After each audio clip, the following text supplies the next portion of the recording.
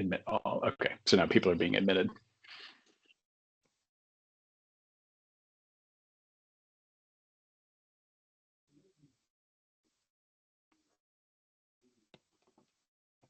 Okay, we're going to take just a second here to let everyone get in and get organized, and then we are ready to get started.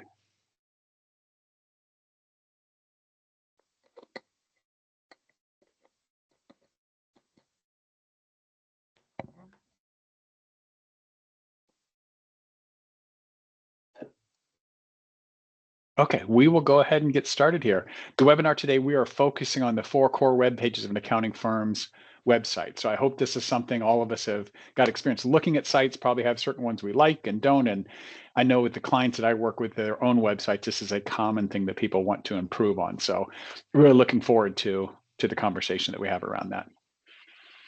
My name is Tom Wadelton. I am a virtual CFO with Summit Virtual CFO by Anders, advisor that I work with different clients in the digital marketing space, which is the niche that we work in. I'm going to facilitate our session.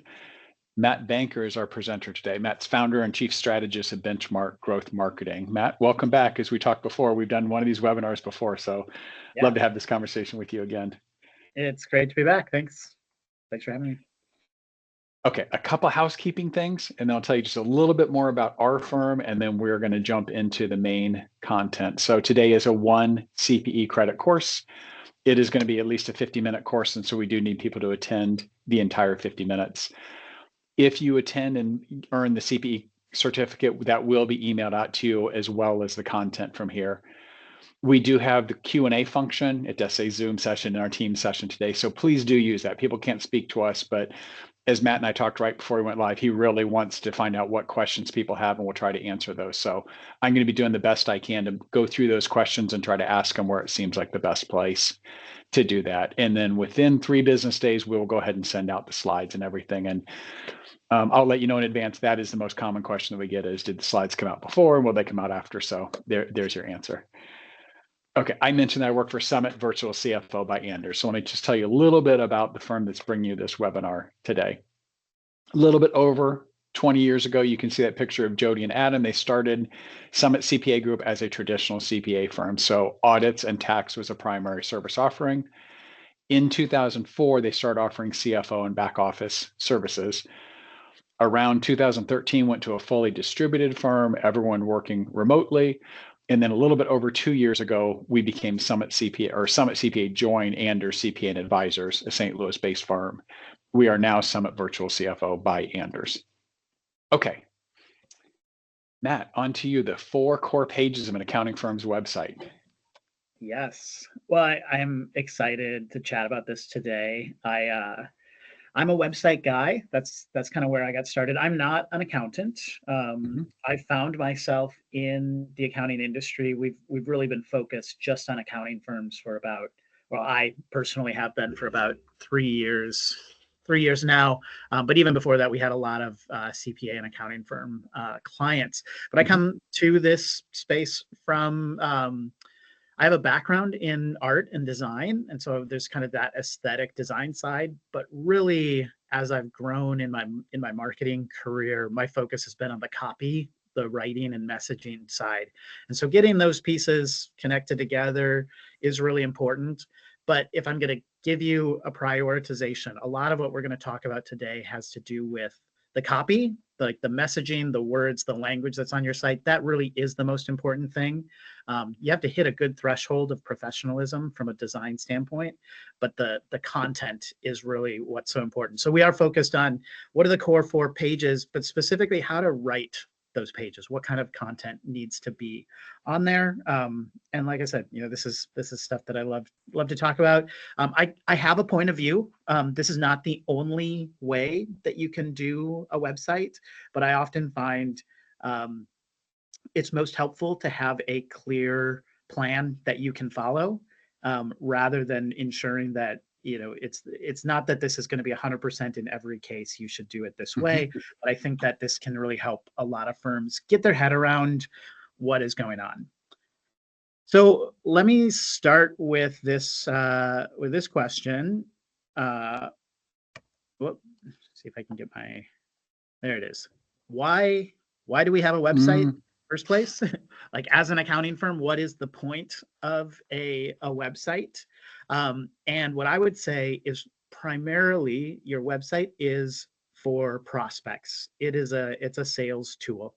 I know most firms have some functionality, a client portal Mhm. or links to logins and things like that. But in terms of the messaging on your website, 99% of that traffic, if they're already a customer, they're just going to your homepage and then clicking that link. They kind of don't care what else is on the site. And so everything that you write, you want to be thinking about it. This is a sales tool. Mhm. And this is true whether you get most of your work from referrals or from like Google search or social media or those different places. Every prospect goes to your website. If your best friend gives someone your name and says you should work with such and such accounting firm, the first thing they will do is not pick up the phone and talk to you. They will go to your website to vet, whatever this person has said about you. And so this is your first opportunity to make an impression, and you want it to be a good one so that it turns into that phone call with the prospect. So everyone is going to your website.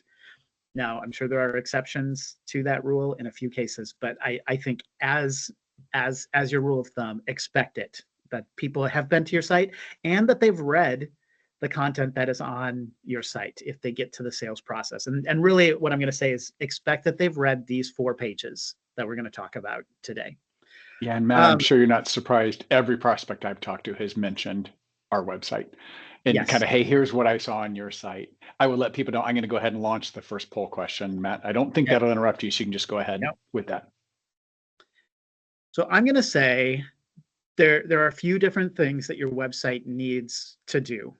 And the great thing is, as we're going to talk about this, these pages fit into these 4 categories. So I've got 4 ideas. So convince, what I mean by that is you have to have a compelling offer or reason for people to get on a sales call with you. So you need to convince them that you're credible and that you're worth talking to. So this is more of the like on the kind of the argument or the sales side. It's internally they need to be compelled that yes, I want to move forward and think about working with this firm. Second, though, it needs to humanize. Accounting is a trust business, and people want to know who the people are behind the firm or who they're going to be working with, because that personal connection really is an important piece of this puzzle. Third, you need to educate. You need to answer some specific questions that they have, and then you need to convert. And the reason I have a difference between convince and convert is convince is like, yes, we should work with them. Convert is like actually facilitating that sales conversation, like booking on your calendar, filling out the form, making sure that it actually happens. One other thing that I'll put in here as maybe a bonus thing that your website can do is to qualify. So a lot of firms that we work with want a very particular type of client, and they don't want to work with a lot of other clients that aren't a good fit. So in this like education piece, especially, part of that is to help your prospects understand, will you actually be a good fit for them so that you don't get your time wasted. We work with a lot of firms, primarily firms that are, B2B. They're doing accounting advisory type work. They don't want to talk to individuals who need 1040 prep help, right? And so a big part of the education piece is let's make sure that only the right people are getting through onto the sales calendar. And Matt, Yeah, if go I ahead. can ask a point, the convert to me begs a question that you really should have some kind of action for a next step on your site, right? If they Yeah, learn something, the absolutely. schedule a meeting with us, request a quote, something that you're like, you allow them to convert if they want to. Yeah, and we're going to get into that. A big a big mistake that a lot of people make, a lot of firms make, is assuming that people know that your contact form is the next step, and that is not always true. It's really unclear sometimes to your prospects. What do we do? So the 4 core pages: homepage, about page, capabilities page, and pricing page. Those are the four I'm going to talk about. I think the fourth one's probably the most controversial, and so hopefully we'll have a good conversation there. But those first three, I think everybody kind of recognizes, and I'm going to start here with the homepage. So obviously the place that most people land, that's the first thing that they see. And this page is your primary sales page. This is when we talk about that convince portion of what your website needs to do. Your homepage needs to convince people that you're credible and that you are worth talking to. It needs to communicate very quickly what you do, how you'll make their life better, and how to get started. Those are the three things. And when I think of that, I'm thinking in the hero section. That's the very first section that someone sees on the website. These three things need to happen within like 5 seconds of someone landing there. They need to know what you'll do, what it is you do, how you make their life better, and how to get started. So let me show you some examples here.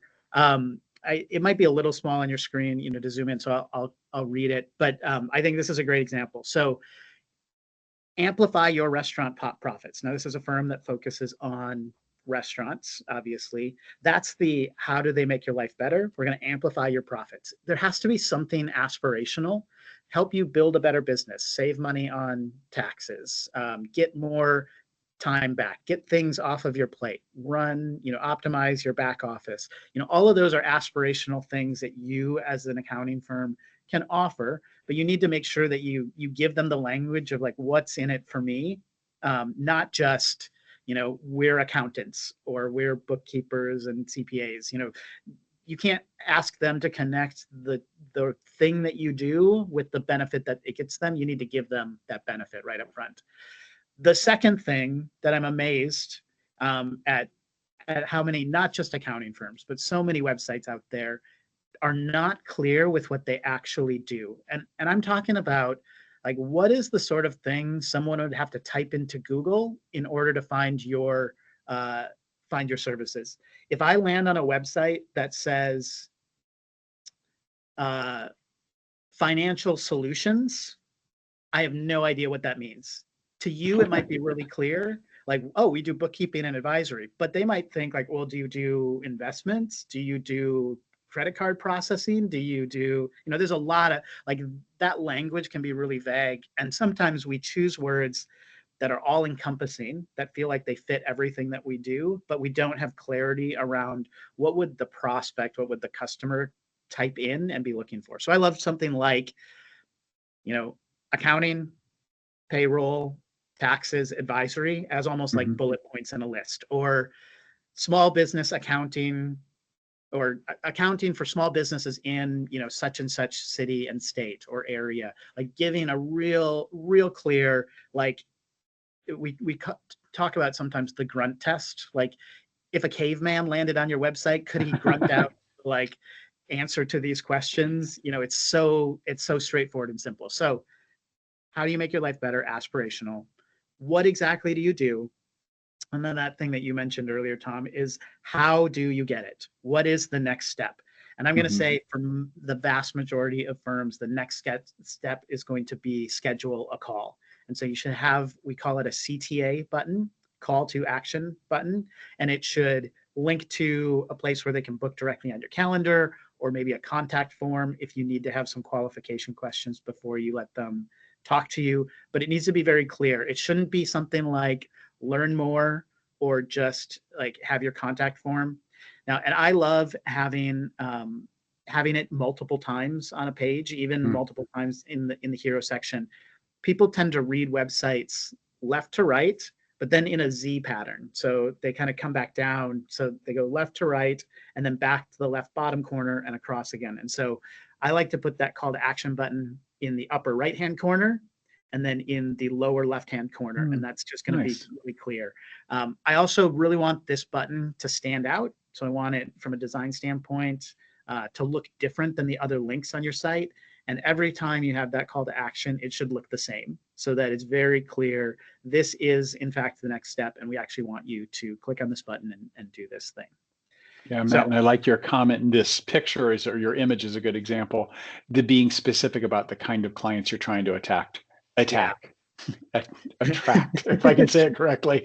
Yeah. So this one, that they're targeting restaurants. I mentioned that we work with digital agencies, Mhm. and I know as people talk niches, people often think that's too restrictive. And I've told Yep. many people that almost half of our clients are not in the agency space that we've targeted, but they hear Yeah. that we do really good work and say, "Can you work with me? I'm a manufacturer," and we can say yes. So it doesn't mean you'll exclude, but something that says you're my kind of person is Yeah. great if that jumps off the page.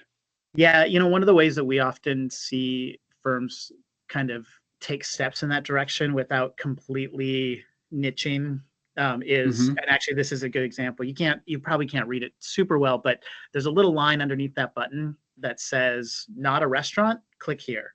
And that brings them to a page that explains, we have special experience with the restaurant industry, but we also work with these types of clients. And so, we're happy to work with you if you fit, this criteria or whatever reason. So Hmm. you can have that off ramp in there as well. Okay. Um, here's some other things. So this is kind of what we were talking about: aspirational headline, descriptive subheadline, call to action, and an image of your customer experiencing success. So you saw Mm. that's a happy restaurant person in the picture. There's really two types of images that you want to think about, and neither of them are calculators or spreadsheets, right? You Hmm. want to think about, you want people on your website, and you want your customers to feel like they see themselves on your website, or you want them to feel like they see the actual people that they'll be working with, seeing you. So those are kind of the two types of images that we really tend to focus on. Hmm. So if you're using stock photo, use stock photos of your ideal customer profile experiencing success, basically making, you want to make them look happy.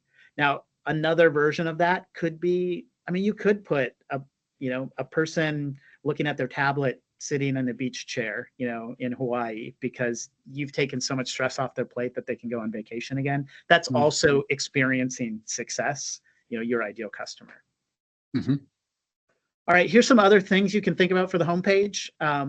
Value stack. This is usually, there's like three things underneath the hero section that say this is how your life benefits that you're going to get out of working with us: save time, save money, peace of mind, something like that. A stakes or problem section. And by that, I mean a statement of like, what is at risk if you don't hire a good accountant, or if you hire the wrong one. Often we'll have a statement that's something like, you shouldn't be expected to know everything about accounting yourself, or you shouldn't have to do this alone. Those are kind of the stakes here. I love to include a 3-step process plan. We're going to have a discovery call, we'll send you a proposal, and then we'll kick off onboarding. Or we're going to start with catching you up on your books, then we're going to set in place the right processes, and then we're going to have ongoing regular meetings. Whatever your process is, give them a vision of what it looks like to work with you. Testimonials and social proof are so important. Short testimonials should be like 2-3 lines max. Hmm. You should pick them out.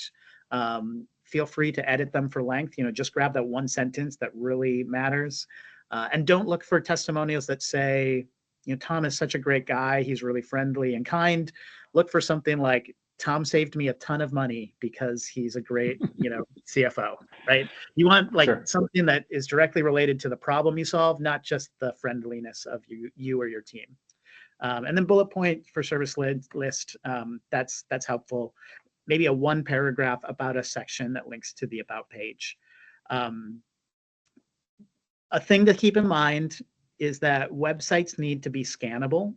So almost never want to have more than 3 lines of paragraph text without a break, using bullet Mm. points, using headlines, using call out sections. All of these things, keep it short, but keep it really scannable. And it's gonna do you a lot of good with all of your pages, but this is especially true about the home page. Matt, can I Where I go on. ask you a Yeah. question that Yep. might go back to the other, but I think it really applies? Patrick asked this question: what if you don't have a niche yet, or if my niche is small businesses, like less than 5 million? Is that still too broad? Yeah. I like to think about an effective niche as something. I'm not saying you should do this, but if you could buy an email list or go to a Mm. conference or be on a podcast for your ideal customers, that's a much easier niche. So businesses that make more than 5 million, are they all at the same conference somewhere? Can you buy a list of those? It could, maybe if you find a way, or if you find a group that you can be a part of that is just those businesses. So it could be. But if you're a generalist, like we'll work with any small business as long as they fit, over a certain revenue threshold. I'm going to say in reality, your niche is your local area. So it's more of a geographic niche. And so some of the marketing tactics that you're going to go and you're going to work on are going to be more locally focused. You're going to get more traction there if you don't have a vertical or an industry niche.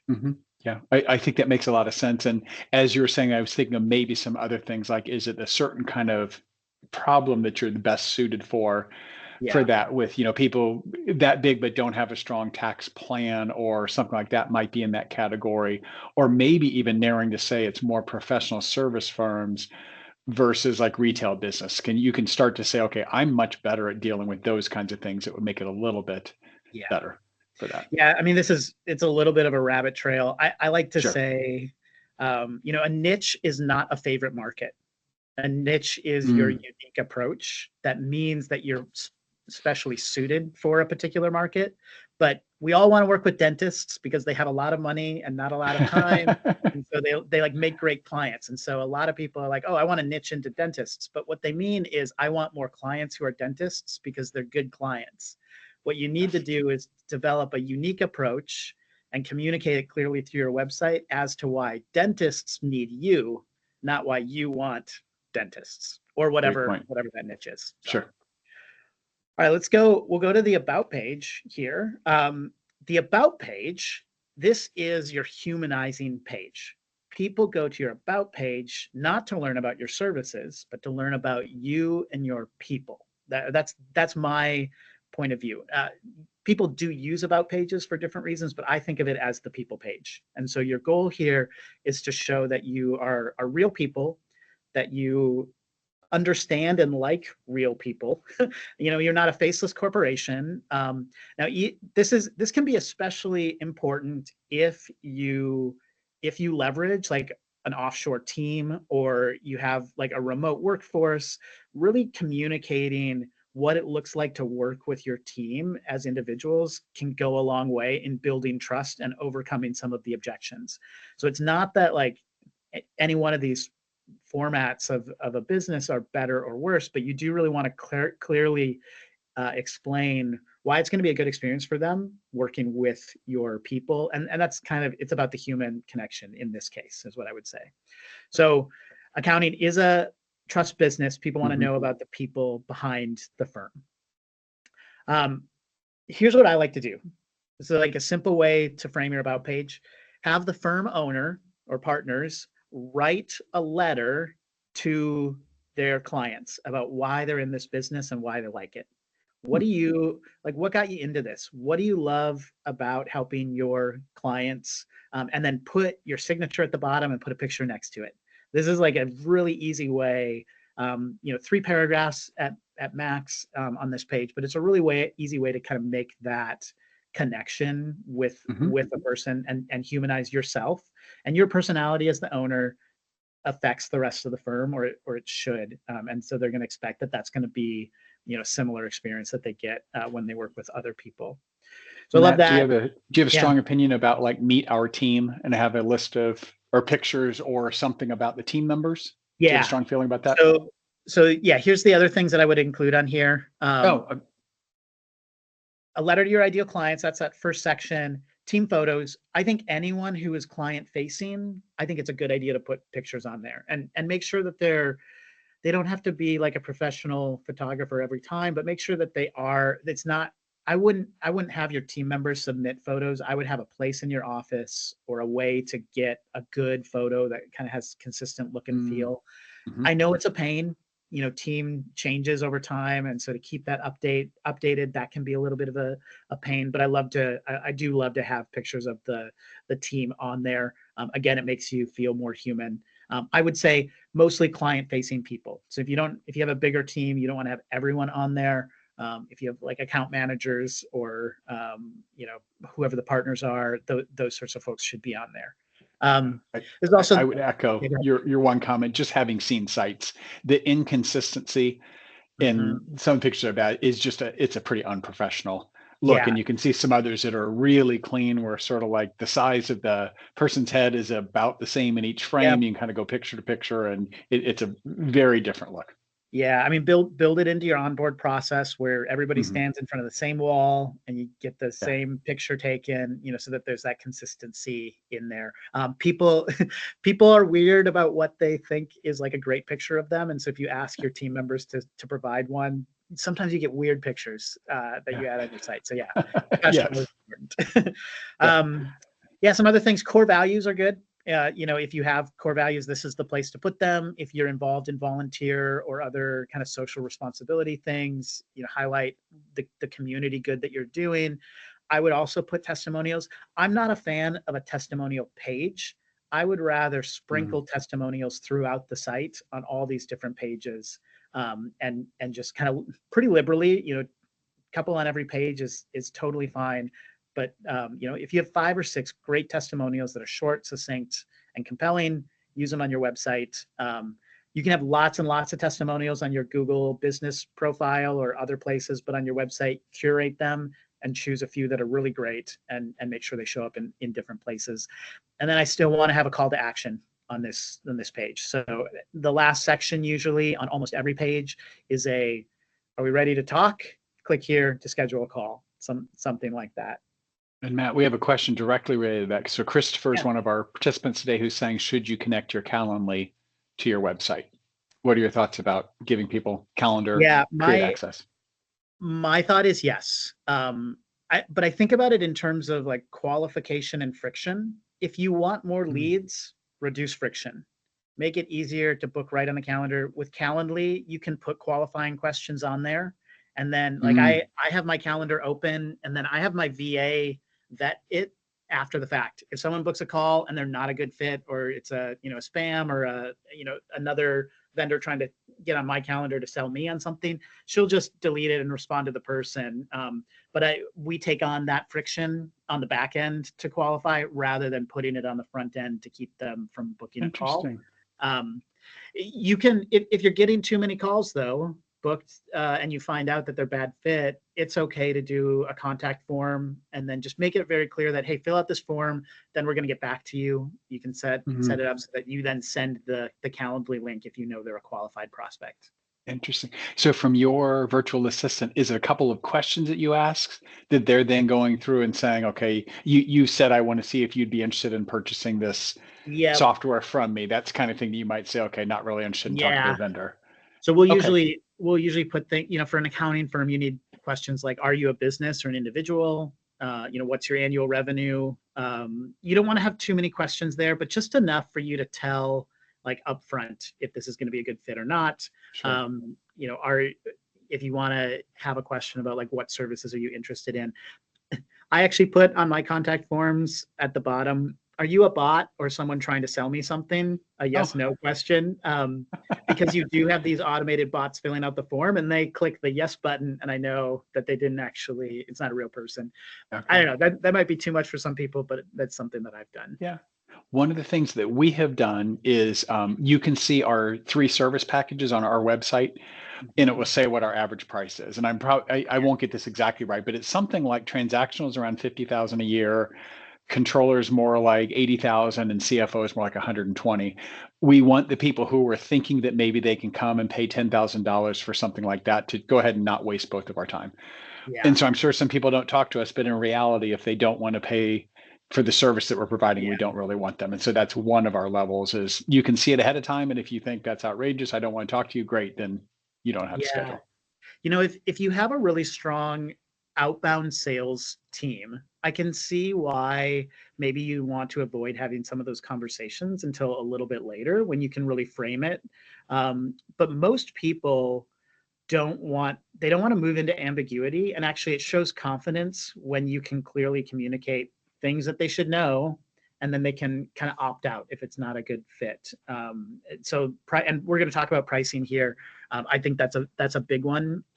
But clarity about who we are, and And again, going back to that niche, if you can be more clear about who you are a great fit for and who you're not a good fit for, Mm-hmm. there are some people who want to become a good fit for you. Like that is actually motivating them to change their systems or the processes or whatever. They want to be the type of client you'd like to work with. Whereas if you just say we work with everybody, it communicates that you don't actually have expertise and special skills in any area, because a specialist doesn't, they know what they know and they know what they don't know. And that's an important thing. Okay. Before we jump on that, can I tell you a comment that we got? I'll just read the whole thing. It's a few sentences, but I always felt that curated testimonials on a web page felt fake. I know the company is choosing the best way to present themselves. Do you feel the same way? Or is it just a hyper-focused approach to transparency that you'd want to talk about that? So the validity of testimonials? I mean, I think one thing that may happen sometimes is there are marketing things that we all hate that really work. And so you have to decide if you want to do it or not. I think email marketing is probably the biggest. I hate the number of emails that I get. And I know so many firm owners who feel like inundated with all of the emails that they're getting. And also, email marketing is a very effective marketing channel. And so you have to make the decision of, whether you would do it or not. So I do think people sometimes, the curated testimonials, we have some skepticism around testimonials in general. We know on Amazon, it feels like, I think a lot of these were probably bought and paid for, And so I always go to the 3-star and the 2 stars to figure out what real people are saying. Even on this is off topic a little bit, but on your Google business profile, a 4.9 is better than a 5.0 because it shows that you have the opportunity to respond to someone who wasn't completely satisfied, and it doesn't look like it's just fake testimonials. So the underlying comment of they feel fake, you definitely want to look for ways to avoid them feeling inauthentic, like make it feel more real. If you can get a photo of your client next to it, I think that can be helpful. Okay. The other thing, go ahead. Sorry to interrupt you. The other thing you mentioned before that I think is important is the specifics, and does it speak to the kind of service? So I could see one that might say, Tom's the best person I've ever met. Something like that, where you're like, that is so general. Versus like when I met with him, I had the peace of mind of knowing what was coming over the next 6 months. Something where you're thinking, okay, there's something where I want someone to read, oh, I would like that feeling, even though I know it's advertising, something that's sort of hooking, this is what it'd be like. So I think some of it could be in the way that you present the message. And I'll take Patrick's point. Of course, they know you're presenting it, but have those things. And like you said, if you have a picture, it may make it feel a little bit more like, no, it was really a client who said that, not just our marketing team wrote something. Yes. And marketing is that space where you're curating and choosing what makes you look best. And at the same time, we are trying to communicate it in a way that feels transparent and authentic. Like getting that balance right. Again, it's a trust business. And so you do need to get that right. From my standpoint, I generally say there are ways to do it well and there are ways to do it poorly. That is one of the advantages I think of working with. I mean, honestly, it's going to be a higher priced, like a premium marketer, someone who knows what they're really doing, I think can do that well. Whereas there's a lot of kind of copy paste stuff out there that comes across as inauthentic. If you can be a little more custom in what you're doing, I think you can do that a little better, the authenticity thing.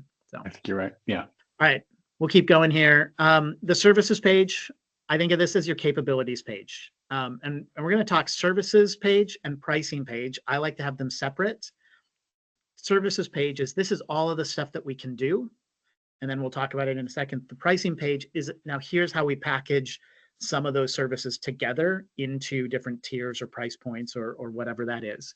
But this is where you say, if you have the ability to do, I don't know, if you're doing like audit protection or, business entity structure advising, or, special like individual things, one-off type things that you might help with, valuations, I don't know, whatever that is, put it all on your capabilities page, but try to keep it into a few maybe core categories. I usually like to do something like, well, here. So all the things you could do, plus maybe the way that you do it. If you have like, if you're US or you have a proven process, step by step, here's what it looks like. Those both can go on the capabilities page.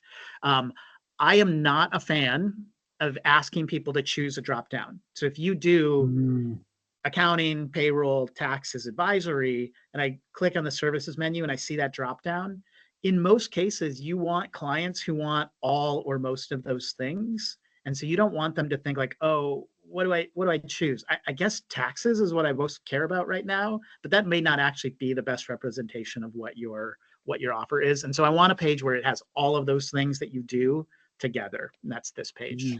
That's a great point. You can link from that page to detail pages for those services, but I want them to get to that main page first.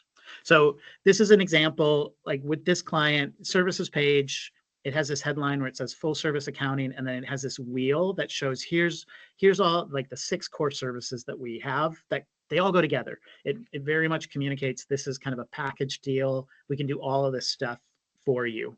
And then as you scroll down, there's a section that's labeled accounting and a paragraph about accounting with a link that says learn more.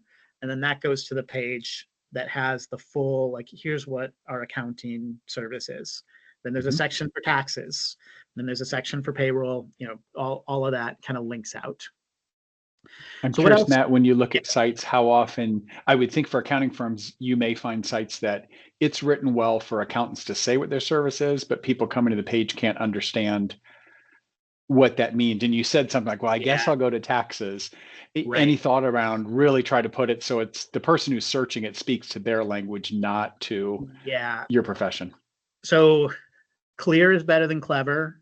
The other thing you want to think about is there's this idea we have called the curse of knowledge, which is your industry and your expertise so well. You're at like a level 9 or 10 in your knowledge.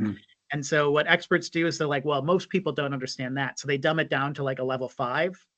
But in reality, most people are interacting and making decisions at like a level 2. We will sometimes say like 8th grade reading level is what you want to be targeting in terms of your language, not because your prospects are stupid. It's because they're busy and they don't have time to burn the calories in their brain trying to figure out what you mean by anything that feels jargony. So you want to be really straightforward.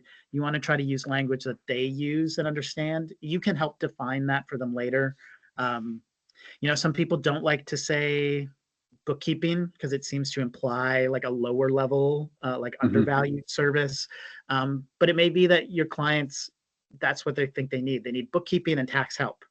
So don't be afraid to use that word, but you can do it in a way that you get to kind of define the context of what you mean and elevate the value that you bring to that service. But yes, very much clear, succinct, pretty simple language as much as possible. Service page, here's what else I would put here. Overview of your services. That's kind of that wheel graphic I showed in a paragraph, a 1-paragraph section for each, and a link to learn more testimonials, and a call to action. You're going to see this show up a lot. I think you should always have these things on almost every page of your site. Because again, this is a sales tool. Every one of these pages is helping you get people to book that sales call. All right, this is the one not everybody loves. Because when I ask you, well, how much is it going to cost? Obviously, your answer is going to be, well, it depends. It's always the answer. But what I would say is every prospect, the biggest question that they have in their mind is, what is it going to cost? And if you don't answer that question, here's what's going to happen. They're going to go to Google, and this is what they're going to see. How much does accounting cost for small business? Google is going to serve them a snippet answer at the top, and it's going to say that you should spend between $1,000 and $5,000 per year on accounting. So this is going to be the benchmark that they now have when they're talking to you if you have not addressed price directly. So Tom, you mentioned, your packages, you're communicating what it started at 60K, right? 68. Right. We say an average of about $60,000 a year is what our clients pay for CFO services. Exactly. And so a lot of people don't want to have to talk about pricing until they're on the sales call. or they don't want to scare people off because they think their prices are higher than what the prospect is expecting. And I would say it's a great opportunity for you to educate your clients. And so when I say that you should have a pricing page, I don't mean that you need to list like 3 packages with prices. But if your answer Mm-hmm. is it depends, tell them what it depends on. Help educate them on what your pricing model is. We work with a lot of firms who, every client, the package is built custom for them based on the complexity of their business, the number of accounts, the number of transactions, all these different things go into their own calculator to determine what their monthly fee is going to be. You can talk about that on your pricing page and explain. You can give them a median price. Our prices start at Mm-hmm. $1,500 a month, but our median client pays $2,500 or something like that. Mm-hmm. Give them some ballpark figures so they have an idea. And if you're way outside what is going to make sense to them, they can opt out, and that's probably fine. But if they think that they could be in that range, that's good. You want to avoid trying to anchor them too low so that they come into the sales call expecting that you're starting at lowest price is what they're going to pay. So that's where that education piece comes in again.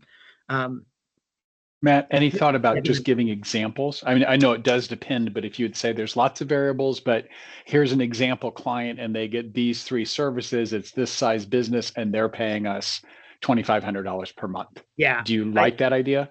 I think you can, there's so many ways to approach it. What I've found is because pricing is sensitive for accounting firms, it's hard to make a prescription of like, this is what your pricing page should be, but that is definitely a way to approach it. Like every client is different, but here's some examples, can be really a helpful way to deal with it.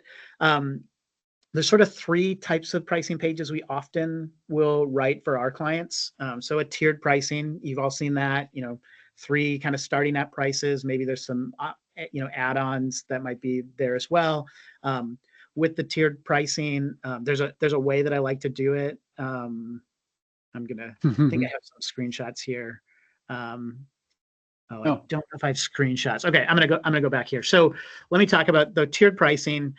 I like to tell people not like, here's the features you get at each level, but more like, here's the type of business that needs level 1. This is the type of business that needs level 2. Like, help them identify themselves into it rather than try to connect the dots of like, oh, are these features or services what I need? Tell them if you're a small business, between 300 and $1 million in revenue, you're probably tier 1. If you're a mid-sized business, you need some more support, advisory, whatever, you're tier 2. That kind of language can be really, really helpful here. And I do have links here to some page examples of what that looks like. The other one, phased pricing. So this would be, we have some clients who do a paid discovery or an assessment at the beginning. So phase 1, it's $1,000, for a paid assessment. We're gonna look at your books. We're gonna get into your QuickBooks. We're gonna evaluate what you need. Phase 2 is gonna be like setup and back work. We're gonna catch you up on your taxes, do all the bookkeeping to catch you up, to this month or whatever it is. And there might be a price range for that. Usually our clients pay between $3,000 and $10,000 to get caught up, depending on the time of year and blah, blah, blah. And then the third phase is, regular business, your monthly fee for whatever you do. Again, it unpacks all of the questions related to costs, but in a more of a timeline. Like, here's what you're going to pay when at each phase. And then the third one, we'll call it educational pricing, which is essentially saying, we don't list prices because every client is different and every client needs different things, but here are the factors. And then you can use an FAQ section to say, well, what about, end of year tax returns? Do we pay extra? You can explain, nope, that's included in your fee, or yes, it's additional, or we cover the business return and you can pay us for the personal, whatever that is, you unpack each of the things, but just from an educational standpoint of here's how we're going to determine the price. And you're going to have to trust us that we're being fair with you. We're trying to be transparent about how we get there, but we can't give you a quote because it depends and we don't know enough about you yet to tell you exactly what it's going to cost. We can just explain the process that we're going to get there with. So, did we have any questions about pricing? I know that there's so much that can happen in this space, but we did not have any specific questions about pricing. Yeah, I think well, you have described it well. And I was going to mention, not to justify what we do, but I mentioned the packages. But at the top of each one, there is about 2 sentences that says, this is the type business. And it tends to go from the smaller price tends to be the smaller business. And when you get to the bigger, we will mention things like need an ongoing forecast and a tax plan and the kind of things that you would expect a bigger business maybe versus like a one person owner kind of shop. And so we try to do both of those that we hope someone says, oh, that looks like me or sounds like me. And then they can see the services below it. Yeah. Well, and I know you guys are going to send out these slides. I have links here to some examples of these. We could spend a whole hour just on pricing pages, I'm sure, but get the slides, check these out. I think it'll give you good inspiration for what you could do with your pricing page. The pricing link is the second most clicked link, or like the second most visited page on every accounting firm that we work. Like if they land on the homepage, the next thing they click on is the pricing page, which maybe you don't like that. Maybe you don't want that. But what it tells me is that is the question that people need answered. And you want to answer it thoughtfully in a way that leads to opening the conversation so that you can continue it. So either way, I think it's something you should address. And how you do it, there's a couple different ways. I'm not surprised as you say that 20% of the people in the poll for which of the 4 pages do you think you need to improve? They said pricing. The biggest answer was homepage. So people just don't like the very entry point coming in. But the second biggest was our pricing page. Yeah. All right. These are the core 4, like I said, and these are the ones that affect your sales most. Home, about, services, pricing. Those are the ones I'm going to focus on. I have a bonus page, and this is the careers page. And the reason I bring this up is it's usually the 5th most important page that we work on with our clients because hiring is hard. And most of the firms we talk to are constantly looking for good staff. And so the careers page is also a sales page, but it's selling your firm, like your culture, the idea of your firm, to people who might want to work there. It's not a job listings page. So it's not just job descriptions. This is what's great about our firm. You want to talk about work-life balance. You want to talk about benefits. You want to talk about, we put testimonials from people who work at the firm on the careers page. So if you have employees who love it, get a testimonial from the people that like working with you, put it on your careers page, put their pictures next to it, all of that. This is a good place to put, this is what it would look like. It looks like a homepage, except for it's for your prospects who might work for you. So same thing, these 3 boxes you see underneath here, that would be what we'd call the value stack. I think it says long weekends, flexible work environment, calm tax season. Those are 3 things this firm really highlights. Now, if you can deliver on those promises, you probably have a pretty great place to work. I'm laughing because that's not the way that any accounting firm talks or any accountant talks about their work. But yes, that would be appealing to people. Yeah, for sure. So yeah, here are some things that you want to include on here. Why they want to work with you, the specifics around, what types of benefits you offer, that kind of stuff. And then at the bottom, you can put some listings of like, hey, view open job positions here. But I put this on your website, link it out to Indeed, if that's where you have your listings or whatever you need to do. But this page is like a sales page on your website for your, for prospects, right? Yeah. So that is it slide wise for what I've got. I know we have a couple minutes here. If there are any questions, I'm open, any of these 4 pages or anything beyond that about websites, I'm happy to answer. It looks like we do not have any others that are on here. Any other questions? So let me go ahead and help us close out here. Yeah. So Matt, thank you very much. This is really helpful. I did get a couple questions about, can we see the slides? And as we mentioned at the beginning, these will be sent out to all the attendees. Yeah. I know this is a CPE event. I hope other people want to continue learning. Adam, Hale is one of the founders I mentioned at the beginning. He and I host the Modern CPA Success Show podcast. Would really like people to listen to that. We're actually revamping and have some really good guests coming up soon. So that'll be one of the things that I will suggest to you. If you want to be a little bit more interactive, we have a Slack community. The CFO community has 120 or so people who ask questions, share tools, ideas, tips, things like that. I curate that group. There's even a book club, things like that. So we would encourage people, and you can see an offer code here to get in, check it out for a month. We offer this CFO playbook. So as I mentioned, $60,000 per year is the typical client that we have. This is the everything that we do from the beginning to the end. It is 24 CEP credits, a pretty intensive course, but in there you will get the modules, you get a coaching session afterwards, some of the tools that we have, our pricing, everything. So if you're serious about wanting to offer CFO and advisory services, this is a great way to get yourself up and going and kick-started. And on our webpage, you will find a careers page, as Matt had talked about.